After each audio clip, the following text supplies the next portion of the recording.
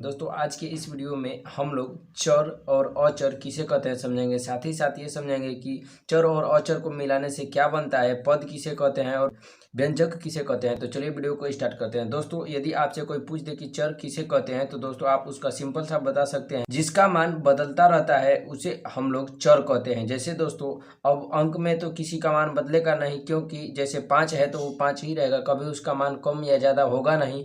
तो जैसे दोस्तों किसी सवाल को जब हम लोग हल करते हैं तो X Y A B C D ये इन सब का मान जो है बदलता रहता है। जैसे ए बी सी या फिर यक्स वाई जेड, इन सबों को हम लोग क्या कह सकते हैं जी कि चर कह सकते हैं। क्यों? क्योंकि किसी सवाल में यक्स का मान 2 आ सकता है और किसी अलग सवाल में यक्स का मान जो है 5 या फिर -5 आ सकता है। ठीक है ना। और दोस्तों अचर किसे कहते हैं? जिसका मान नहीं बदलता है उसे हम लोग अचर कहते हैं। जैसे दोस्तों संख्या आप ले लीजिए ना, 1 2 3 4 5 डाटा डाट, आप माइनस में भी चाहें तो ले सकते हैं, कोई भी संख्या आप चाहेंगे तो ले सकते हैं। इनका मान जो है नहीं बदलता है तो इसे हम लोग कहेंगे अचर। ठीक है ना।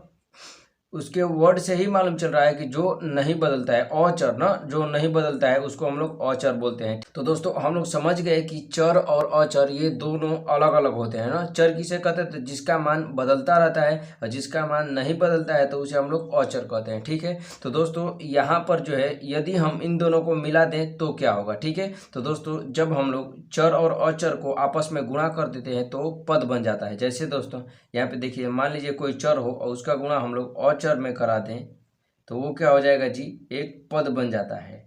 ठीक है ना। अब दोस्तों इसको थोड़ा सा समझ लीजिए। देखो जी, यहाँ पे कोई चर ले लीजिए, मान लीजिए हम ले लिए यक्स, और यहाँ पे कोई अचर ले लीजिए, मान लीजिए ये 5। ठीक है। तो इसका यदि हम गुणा करा दें तो देखो दोस्तों, जब चर और अचर का गुणा कराते हैं तो हमेशा अचर पहले लिखते हैं और चर को बाद में। तो यहाँ पे हो जाएगा 5 यक्स। कितना हो जाएगा जी? 5 यक्स। ये जो गुणा करके आया है ये पद बन गया। ठीक है ना। आप और एक संख्या ले लीजिए, जैसे मान लीजिए ले लीजिए वाई, चर में गुणा कर लीजिए, और अचर में ले लीजिए ये 2। ठीक है। तो इसका जब गुणा हम आपस में कराएंगे तो 2y हो जाएगा। कितना जी? 2y। क्यों? क्योंकि जो अचर पहले लिखते हैं तो ये हो गया 2y। ये दोनों क्या है जी? ये दोनों पद हैं। ये क्या बन गया? पद। कैसे जी? तो चर और अचर के आपस में गुणा होने से पद बन गया। ठीक है ना। तो पद किसे कहते हैं? तो जब चर और अचर आपस में गुणा के रूप में मिलते हैं तो उसे हम लोग पद कहते हैं। ठीक है। अब दोस्तों यहाँ पे समझिए कि यदि इन्हीं पद को आपस में जोड़ लिया जाए या घटा दिया जाए तो उसे हम लोग व्यंजक कहते हैं। जैसे दोस्तों यहाँ पे देखिए, ये पद क्या है जी? 5x, ये 2y। तो अगर ये पद बना हुआ है ना तो इनको हम आपस में घटा लें। जैसे देखो जी, ये 5x प्लस में 2y ऐसे लिख लें तो ये क्या हो गया दोस्तों? ये हमारा बन के आ गया क्या जी? एक व्यंजक। ठीक है। क्या बन गया जी? व्यंजक। ठीक है। चूंकि ये गणित में इसका हम लोग अध्ययन करते हैं ना, ये 5x + 2y ऐसे करके इन सब का, इसको हम लोग बीजीय व्यंजक भी बोल सकते हैं। ठीक है ना। अब देखिए दोस्तों, ये पद के आपस में जुटने, या आप यहाँ पे घटा भी सकते हैं। ठीक है ना। 5x माइनस में 2y ये लिख लीजिए तो ये भी क्या हो जाएगा जी? एक व्यंजक ही हो जाएगा। ठीक है ना। अब दोस्तों यहाँ पे समझ लीजिए कि कोई भी यहाँ पे देखो जी, ये है, मान लीजिए ले लीजिए 2a आप प्लस में 3y, तो ये भी क्या है जी? एक प्रकार का व्यंजक है। ठीक है ना। क्यों?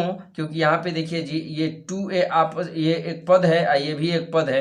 तो जब दोस्तों यहाँ पे देखो जी, ये 2 क्या है जी? अचर, और ये है चर। तो चर और अचर मिल करके आपस में गुणा हुआ है तो ये हो गया है पद, और पद के मिलने से यानी जोड़ने या घटाने पर जो चीज बनता है उसे हम लोग व्यंजक कहते हैं। ठीक है दोस्तों, बात करें कि व्यंजक कितने प्रकार का होता है तो दोस्तों जो हमारा व्यंजक होता है वो 3 प्रकार का होता है। ठीक है। देखिए, जो पहला होता है वो होता है एक पदी, और दूसरा होता है वो होता है द्विपदी, और तीसरा होता है वो होता है त्रिपदी। ठीक है ना। अब इसको थोड़ा सा समझ लीजिए। जैसे दोस्तों जो व्यंजक एक पद से मिल करके बना होता है, जैसे मान लीजिए लिखा हुआ है ऐसे कि 2x, ऐसे ही है, तो इसको देखिए ये एक व्यंजक ही है। क्यों? क्योंकि जब इसको हम लोग पद को आप यहाँ पे चाहें अगर हम तो प्लस में 0y भी लिख सकते हैं ना। इस वजह से ये क्या है जी? चाहे तो लिख सकते हैं, क्योंकि इसको जब हम हल करेंगे तो ये गुणा होगा y के साथ, तो ये कितना हो जाएगा? 2x ही है। ठीक है ना। तो यह एक पद है, यहाँ पे क्या है जी? ये एक पद ही है। ठीक है ना। तो यहाँ पे ये कितना हो जाएगा जी? ये एक पद है।